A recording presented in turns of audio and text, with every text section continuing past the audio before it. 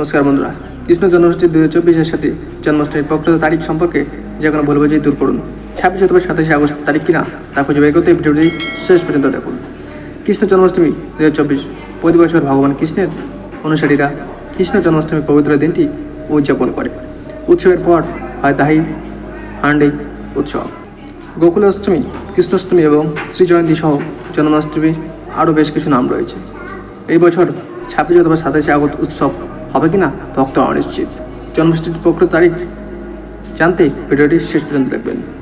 2024 সালে কৃষ্ণাষ্টমীর জন্য 26 অথবা 27 আগস্ট কি সঠিক তারিখ? জন্মাষ্টমী হয় ভাদ্র মাসে শ্রাবণ মাসে কৃষ্ণপক্ষের অষ্টমী তিথিতে। এই বছর ভগবান কৃষ্ণের 5251তম জন্মদিন হবে।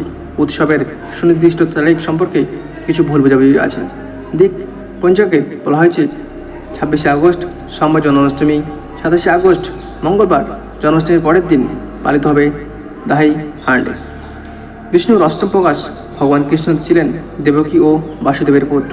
দেবকীর ভাই এবং মথুরার রাক্ষস রাজা কংসকে পরাজিত করার জন্য তাকে সৃষ্টি করা হয়েছিল।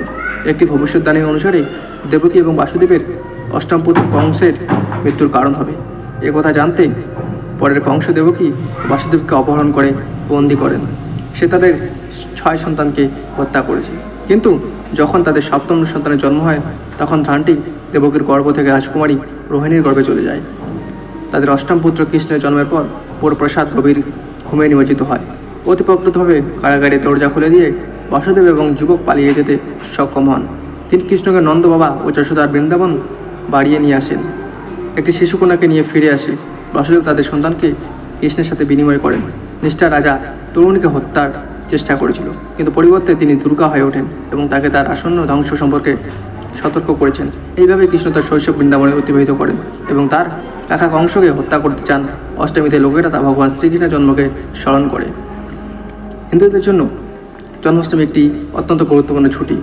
প্রধান ছুটিতে এটি মধ্যরাত পালন করা হয়। কৃষ্ণকে দেবত্ব, প্রেম এবং ধার্মিকতার প্রতিনিধি হিসেবে ভক্তদের দ্বারা শ্রদ্ধা করা হয়। ভক্তরা তার উদাহরণ এবং শিক্ষার দ্বারা ধর্ম, ধার্মিকতা, কর্ম এবং ভক্তি কেন্দ্রিক জীবনযাপন করতে অনুপ্রাণিত হয়। ভক্তরা কৃষ্ণ জন্মাষ্টমীতে এই পাঠগুলিকে সম্মান করে।